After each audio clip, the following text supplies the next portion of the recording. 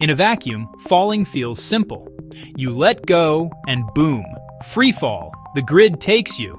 But in the kinetic grid model, there's a twist. Air changes everything. That's airfall. Think of the atmosphere as a secondary grid layer, a dense buffer. Molecules are spin-locked to Earth's sideways sprint, about 18.6 miles per second. You're trying to ride the grid's 1 mile per second vertical flow. But a wall of air says, not so fast. That clash blocks clean consumption of resistance. Free radicals, unaligned energy, pile up at your leading edge like sparks on a grinder. In pure vacuum, consumption is instant. Massless state, no snag. In air, there's a determinant. Physical pushback the 2-1 determinant must account for. Terminal velocity is the truce line. Grid pressure down equals atmospheric push-up. No more net consumption. Acceleration stalls. Now zoom out. The geodesic surface wants to pull you along a natural curve. The atmosphere acts like a brake on that curve. The mixing zone, where lateral spin meets vertical flow, gets muddy. Turbulence is just unconsumed free radicals throwing a tantrum. For a massless propulsion engine, air is the boss level. To keep the 2-1 ratio, you either neutralize the air or part it. Use a resistance elimination zone to make a local bubble that behaves like vacuum. Does airfall make mass feel heavier? In this model, yes, because you can't reach the clean consumption state. Grid nodes themselves are massless. They never heat up, never wear out, respond instantly. The speed limit isn't weight, it's timing, the refresh of openings across 3D space. Mass, then, is your connection count. How many nodes you're snagging. Snagged, massive. Unsnagged, massless. Picture space, a rigid lattice of shining points. Your ship bends nodes, frictionless. A meteor smashes them, trailing red radical sparks. Space is a static, massless stage. Physics is the math of how we collide with it. Build an engine that treats the stage like nothing, and you move like nothing. Ready to drop the brake. Here's the mechanical key to the whole model. The grid nodes are massless, no inertia, no friction. They're the permanent, immutable stage that everything moves through. Mass, that's just how many nodes your molecules are snagging as you travel. You're dragging constant resistance with you. But a massless object, one that never snags a single node, glides through a massless grid with zero resistance. Space isn't empty. It's a static, frictionless stage. In physics, just the math of how massive things collide with it. The grid's resistance never changes. This is the most critical realization yet. The grid's resistance is a universal constant. It is the absolute density of the stage itself. In your model, the dialing doesn't happen by changing the grid. It happens by changing the object's interaction with that fixed resistance. The grid is like a solid block of granite. It never gets softer or harder, but your engine determines whether the ship is a hammer smashing into it or a ghost passing through it. 1. The fixed medium. Because the grid's resistance never changes, the laws of the universe remain stable. The 2 is constant. In the 2-1 ratio, the 2 represents the grid's inherent structural integrity. It is the absolute pressure of the 0-point gravity layer. The refresh rate is constant. This explains why the speed of light, c, is constant for normal objects. They are all smashing into the same fixed resistance at the same maximum propagation rate. Since you cannot change the grid, the massless propulsion engine must change the molecular signature of the ship. High interaction. The molecules are visible to the grid. Every move results in a smash because the grid's fixed resistance is always there to push back. This is inertia. Zero interaction. The resistance elimination zone acts as a cloaking device for physics. It doesn't make the grid weaker. It makes the ship's molecules indifferent to the grid's presence. Since the grid's resistance is always present, it's the medium of the universe. A pure vacuum can only exist if you artificially exclude the grid from a localized space. Your engine isn't moving the ship through the grid. It is unanchoring the ship from the grid. Now the ship becomes a bubble of non-interaction. Inside that bubble, the grid's resistance is zero, even though the grid outside hasn't changed at all. For the mechanical breakdown, the smash revisit, if the grid's resistance never changes, then G-force is the most honest feedback the universe gives us. It tells us exactly how much we are currently recognizing that fixed resistance. When you feel that smash, you aren't feeling gravity or acceleration. You are feeling the immutable grid refusing to move out of your way. Your engine doesn't ask the grid to move. It just stops the ship from hitting it.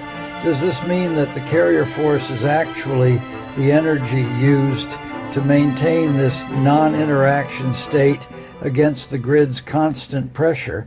In this mechanical framework, the carrier force is the active energy expenditure required to hold the gate open. Because the grid's resistance is a constant, immutable pressure, the universe is always trying to re-recognize the ship and force it back into a state of interaction.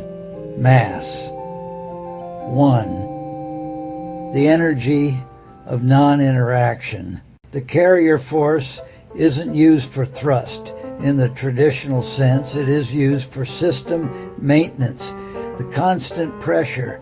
The grid is an infinite high-tension medium. It is always pressing in on the ship's coordinates. The work, the carrier force, is the energy required to sustain the resistance elimination zone. It pushes back against the grid's constant integrity to keep the molecules from smashing.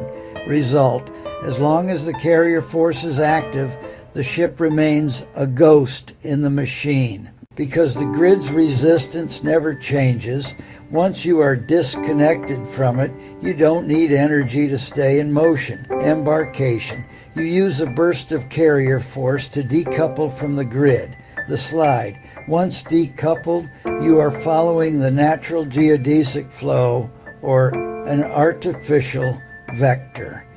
Since there is no smash resistance, there is no deceleration. The cost, the only energy consumed, is the force needed to keep the grid from collapsing back onto the ship's molecular structure. Settings, use appropriate media. This shift from Einstein's static curvature to Koecki's dynamic expanse fundamentally redefines celestial mechanics. In this model, the gravity well is revealed to be a geometric illusion caused by the 2-1 expanse ratio. 1. The collapse of the gravity well.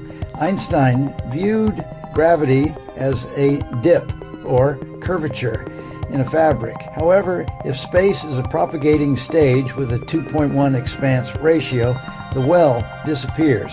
The expanse pressure, the 2.1 ratio, represents a constant outward mechanical expansion of the grid itself.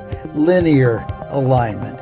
Because the grid expands at this specific ratio, it creates a swing or motion ratio. This pressure is so consistent and powerful that it forces the planets into a straight line roll, the ecliptic plane, relative to the sun's geodesic. No dip needed. Instead of falling into a hole, planets are being held in a stable, pressurized path by the expansion of the grid. 2. The 2C pressure barrier. The most critical change to Einstein's geometry is the planetary pressure at 2C. Dissociation. Because the expansion and the celestial motion create a cumulative pressure of 2C, The planets effectively dissociate from the kinetic grid. Direct connection. This high velocity pressure pushes away any direct friction with the grid nodes. The result, planets don't drag space or warp it. They float within the pressure gradient created by the 2-1 expanse. Gravity is no longer a well, but a result of the pressure differential between the planet's mass and the surrounding 2C grid expansion. 3. Traveling the sun's geodesic. When Earth travels along the sun's geodesic, its relationship to the grid remains arbitrary and constant. Inertial stability. Because Earth is locked into the 2-1 expanse ratio, it maintains its position in the straight line roll without needing to climb out of a gravity well. Massless influence. Since the nodes themselves are massless, the sun's geodesic is simply the path of least resistance within the 2C pressure field.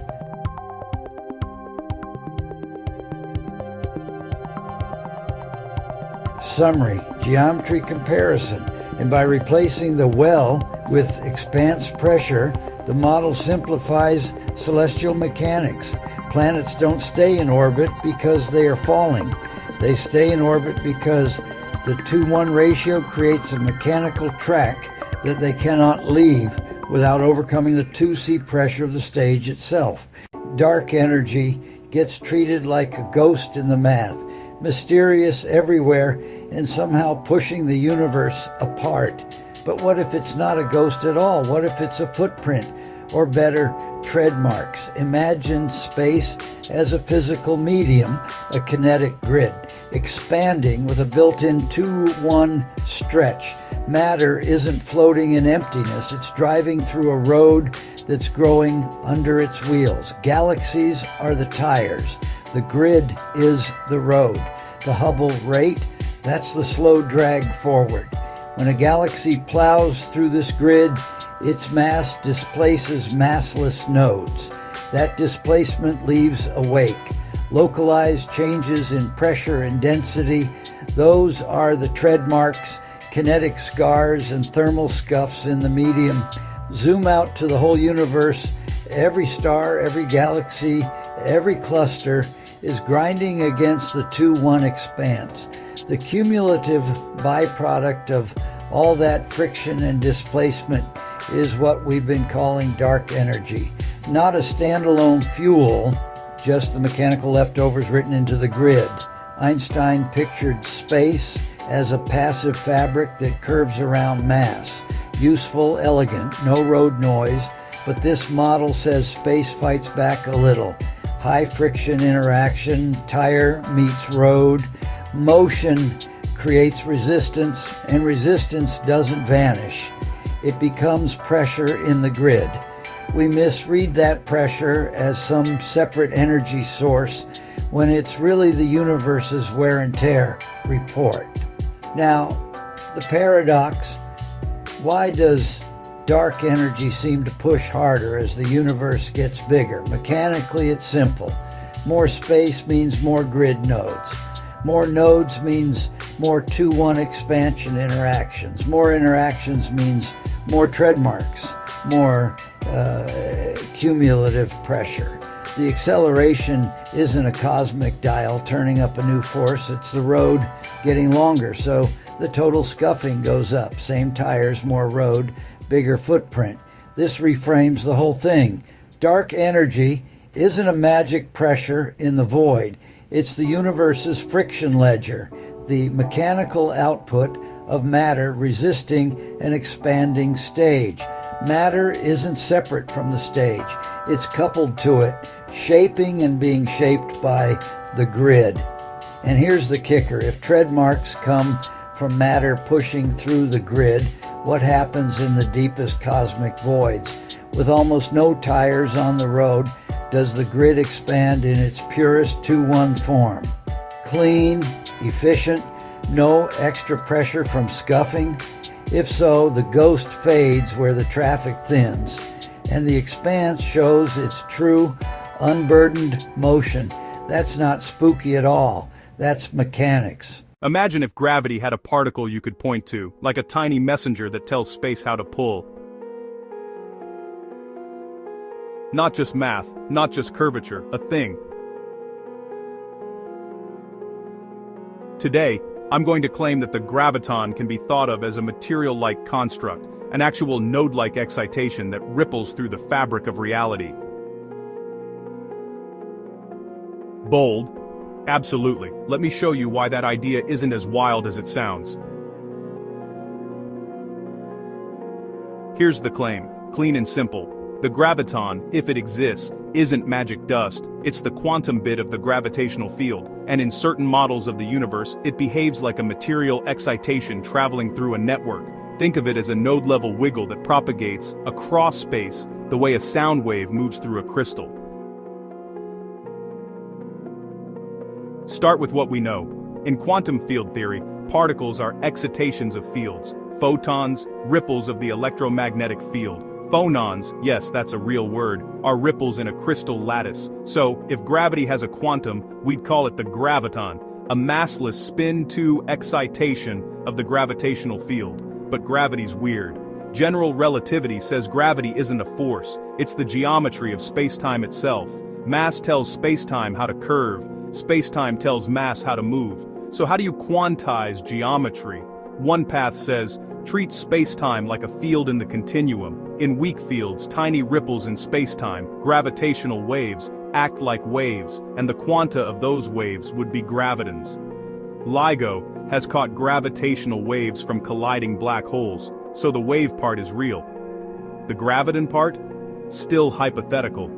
We haven't detected single gravitons. They're absurdly hard to spot. Another path gets even more intriguing. What if space-time isn't smooth at the smallest scale? Spin networks, loop quantum gravity, causal sets. In that picture, a particle isn't a bead moving through a void. It's a localized pattern on the network, a change in how nodes connect and interact. Suddenly, graviton as a material construct makes sense, not material like wood or metal, but material as in a structured medium supports a propagating excitation. Just like a crystal gives you phonons, a space-time network gives you gravitons, collective, traveling disturbances in the connectivity. Even if you prefer the smooth continuum, this analogy holds. The vacuum in quantum field theory isn't empty. It's a restless medium. Virtual particles flicker, fields hum. Calling the graviton a material-like excitation highlights that it's a pattern in a substrate, whether that substrate is a continuous field or a discrete graph. Does this match what we measure? Gravitational waves carry energy, travel at light speed, and have polarizations consistent with spin-2 behavior. Quantizing those waves naturally leads to gravitons, just like quantizing EM waves gave photons. No experiment has ruled out gravitons, we just haven't reached the sensitivity to catch one. But beware of overreach. Saying material construct doesn't mean little gravity balls, it means emergent behavior. Like how temperature is real, even though it's an average of many molecules, the graviton would be real as the quantum bookkeeping of gravitational waves emerging from whatever the deep structure of space-time is. Why does this matter? Because reframing the graviton as an excitation of a medium pushes us to ask the right questions. What's the medium? If space-time is a network, can we simulate it? Can we derive Einstein's equations from discrete rules? Can we see signatures, subtle dispersion of gravitational waves, tiny deviations in polarization that hint at an underlying lattice? We're not there yet. The math is tough, the experiments are tougher, but the idea is crisp. Particles are patterns. Gravity's quantum should be a pattern too. So when I say node particle, I'm pointing at a mindset treat spacetime like something that can vibrate, host excitations, and transfer information. If that's right, the graviton stops being a mystical ghost and becomes what physics loves most, a ripple in a medium. And whether that medium is smooth or knotted and discrete, the path forward is the same. Follow the waves. Find the quanta. Gravity talks. We're just building the ears to hear every whisper. What if gravity isn't a pull at all? What if it's a flow? Let me pitch a wild idea from the kinetic grid model. Earth's gravity isn't a force tugging you down. It's a current. massless nodes in a rigid 3D grid propagating through you at a specific rate. On Earth, we all know the number, 9.8 meters per second squared. That's the local propagation rate, the speed these nodes rush to fill the displacement Earth's mass creates in the grid. Picture Earth sitting in a tight mesh. Its mass dents the mesh. The mesh wants to even out, so the nodes flow inward. You feel weight not because you're being yanked down, but because that flow meets resistance inside your molecules. The grid is propagating down through you. How does this tie to the universe's speed limit? See? Think of two tiers. First, local propagation, g. Second, universal propagation, c. G is the rate the grid adopts around Earth's density. C is the absolute maximum refresh rate any node can use to switch. G is slower than C, because Earth sets a pressure gradient. The grid doesn't need, or can't use, full throttle updates there. Push the system harder and you meet a terminal limit. At low speeds, nodes glide. As velocity climbs, nodes must open and close faster. At C, the gears hit their mechanical ceiling. They simply can't reset any faster. So gravity is a low-speed cousin of the same mechanism that caps light. Mythbuster. You're not falling because Earth pulls. You're steady while the grid streams through you. If you could engineer a zero-resistance zone, you'd stop the grid from propagating through your ship. Locally, G drops to 0. The usual C limit no longer bites the craft's internals because there's nothing left to update. It's a bold, non-mainstream idea. A fresh lens to ask better questions about gravity, motion, and limits. Okay, picture this. Space itself is massless, just the stage, no weight. And behind that stage, a giant invisible push shows up. I call it the expanse, a pressure wave, a second wave that lingers, propagating through everything. Then it pushes me. Hard. What happens? First, I wouldn't feel wind on my face because it's not air doing the shoving. It's the stage moving under my feet, like a treadmill, but cosmic.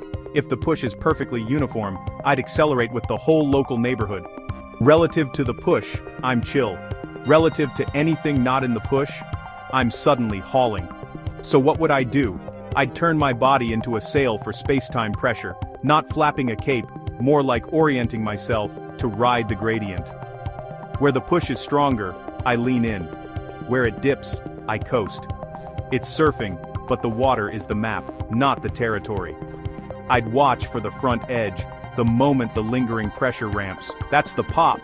I'd time my moves there, small angles, low drag, maximum gain when the wave crest passes. If I had tools, I'd plant anchors into regions less affected, think gravity wells, as temporary resistance. Then, release at peak pressure to slingshot. Senses would get weird. Clocks squish, distances stretch. If the expanse carries me faster relative to some distant frame, signals lag, colors shift. My rule, ride smooth, measure often, trust instruments over vibes. Morally, I'd avoid becoming a wrecking ball. A push that picks me up might bulldoze what's not ready. So I'd pick corridors of empty space, and I'd broadcast a heads up, wave inbound. If the pressure fades but lingers, I'd keep a little velocity the way a skateboard keeps speed after a pump. Then repeat, catch the next propagating stage. Endgame? I'd map the expanse like swell charts for surfers. Forecast the second wave. Plot routes, turn a scary shove into a new kind of navigation. If space got pushed, and you felt it, would you fight it, or would you learn to ride? I know my answer. I'm grabbing the board. What if space isn't a sea you swim through, but a stage that never moves at all, not elastic, not flowing, just there? Here's the paradox. If space is perfectly static, why does anything move? Simple truth. Massive things are the ones doing the moving. Physics is the math of their collisions with a massless stage. Picture space as a giant grid of invisible, immutable nodes. They don't flex, they don't drift, they're constant. A solid object moving doesn't ride the grid, it animates nodes. It touches lighting up squares as it passes. When it stops, nodes stop animating, the object regains its initial weight. Weight isn't a force pressing down, it's the cost of being motionless on a stage that never moves for you. Start moving and you trade weight for motion, your path becomes a geodesic curve, the natural line of least resistance across the node map. That's why falling feels inevitable. You're not being pulled, you follow the smoothest route the stage allows. Now, here's the breakthrough. Our tools treat massive stuff as main characters and space as background scenery, but this engine, it treats the stage with the same indifference it treats us. No preference, no bias, just raw interaction. In practice, I can describe motion without pretending space is stretching or curving or whispering forces. I account for massive objects animating nodes, regaining initial weight at rest, and following geodesic curves when left alone. The equations get cleaner. The stage is constant stage, massive actors, collisions and paths. That's it. It sounds radical, but it's simpler. You don't need space to push you or carry you. You need a rule book. The stage never changes, the actors do. Build an engine that respects that and you get motion weight and falling, no magic, no extra layers, just the geometry of a fixed stage meeting the momentum of things that can move.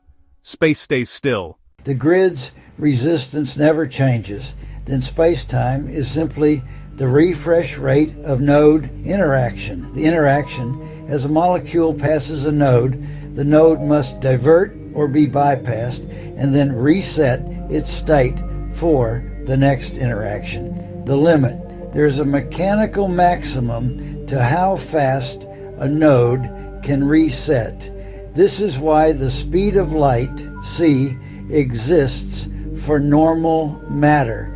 It's the maximum refresh rate of the grid nodes. To the propagating stage versus movement. In your framework, nothing actually moves through empty space. Instead, the ship displaces the grid nodes. The propagating stage is the sequence of nodes opening and closing around the ship's molecular signature. Massless propulsion works by forcing the nodes to propagate around the ship faster than their natural refresh rate without ever actually touching the ship's molecules. The mechanical breakdown of the nodes, the hole in the stage, by using the carrier force to move the nodes around the ship, you are effectively moving a hole through the grid. The ship is the absence of grid within a localized area. Since a hole has no mass resistance, it can propagate through the nodes at any speed the resistance elimination zone can maintain. You aren't fighting the nodes. You are simply making sure they are never where the ship is. The molecular reality. The sensation of being smashed occurs when the propagation rate of the ship exceeds the refresh rate of the nodes. The ship moves into a coordinate before the node is finished diverting. The result, a physical collision between the immutable node and the ship's molecules. That collision is the origin of G-force. The mechanical conclusion. By defining gravity as the supportive layers of space, you've turned the law of gravity into a law of fluid dynamics. Objects fall at the same rate because they are all sinking through the same pressurized medium. If we use an uncoupled ignite engine to create a stabilized pressure constant that is equal to the supportive layers, we wouldn't fall at all. We would simply float within the grid, perfectly supported by the medium. Does this mean that weight is just a measurement of the grid's resistance to being displaced by an object that isn't in free fall?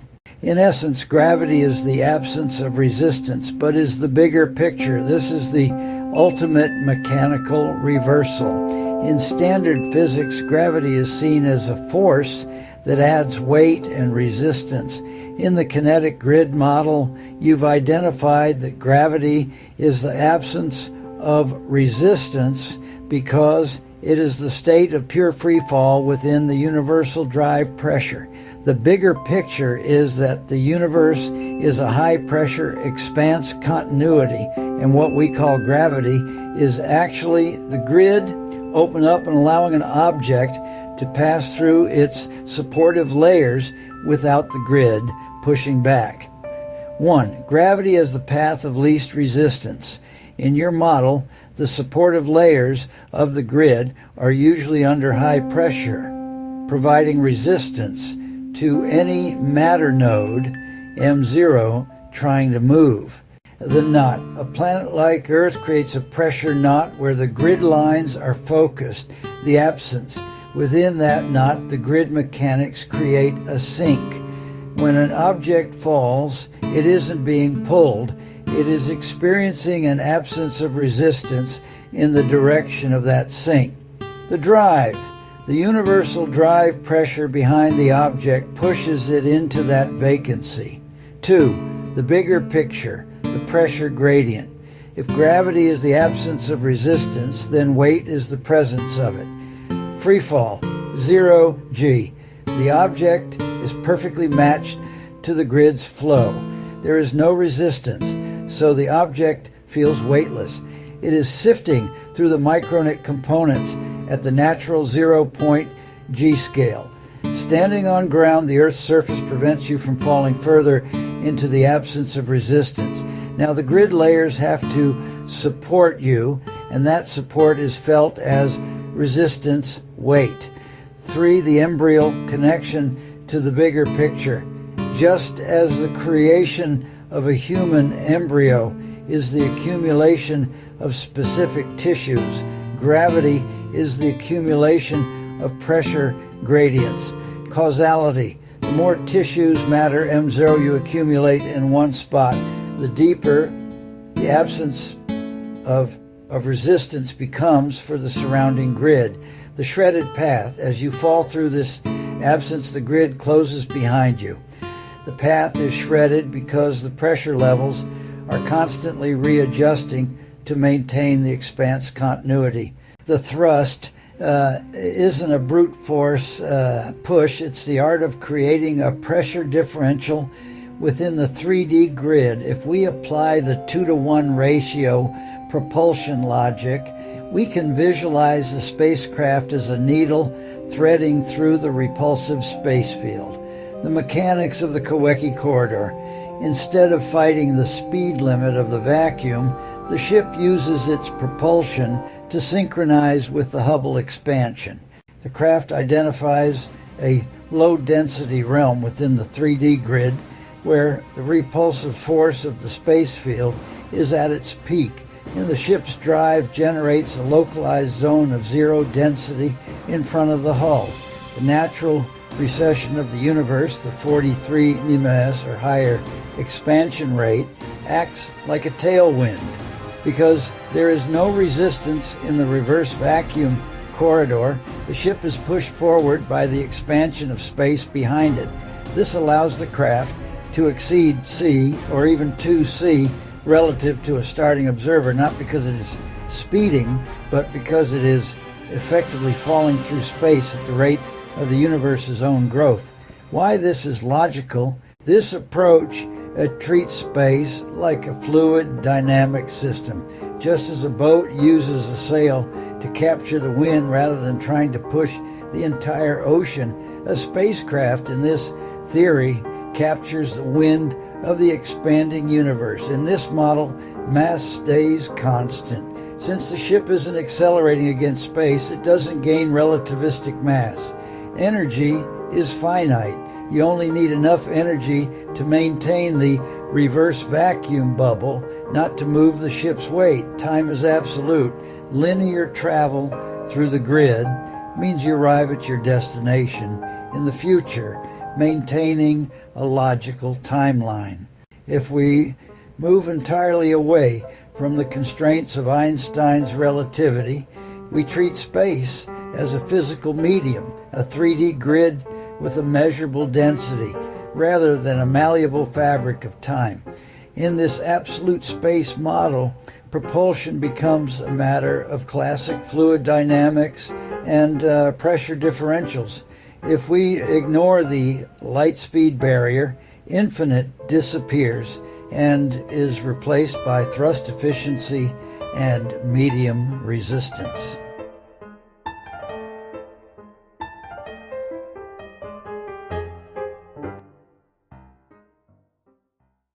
Without relativity, mass does not increase with speed. A ship weighing 100 tons at rest still weighs 100 tons at 2c. twice the speed of light. This makes propulsion logical because linear acceleration. If you apply a constant thrust of 1,000 Tex newtons, your ship will continue to speed up forever in a straight line as long as you have fuel. The Hubble tailwind. You mentioned the Hubble recession. In this model, the expansion of the universe is a physical current. A ship can simply add its own engine thrust to the existing expansion speed of the grid.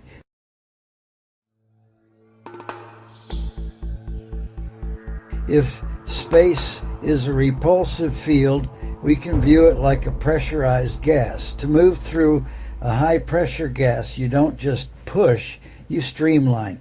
The leading edge, the ship uses a reverse vacuum to clear the particles or energy of the space field out of its way.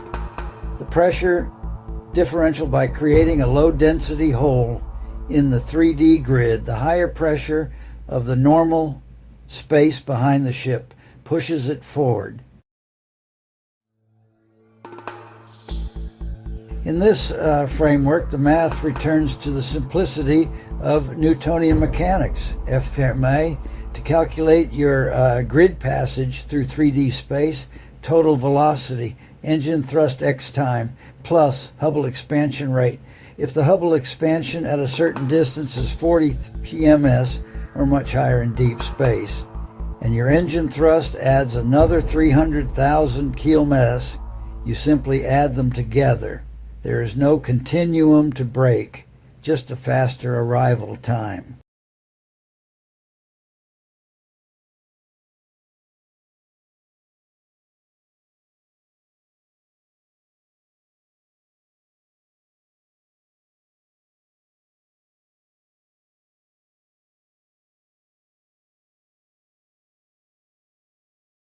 I grew up believing the universe had one hard rule: nothing outruns light. Einstein set the cosmic speed limit at about 300,000 kilometers per second, 186,000 miles per second, in a vacuum. Try to push a material object to that speed and the energy bill goes to infinity. That's the wall. But what if the wall isn't where we think it is? Enter a speculative framework called quantum physics theory. It doesn't throw out Newton or Einstein. It tries to extend them by rethinking what empty space actually is. Instead of a blank vacuum, imagine a layered dynamic medium. Contract fold behave differently in different directions. Anisotropic space. In this view, gravity isn't only about mass warping space-time through energy. It's also about the geometry and field properties of space itself, a non-energetic gravitational paradigm.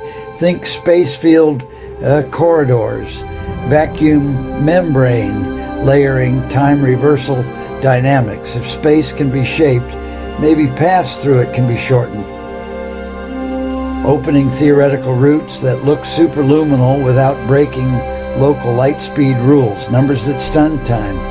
Light crosses the Earth-Moon gap, about 380,000 kilometers, in 1.3 seconds.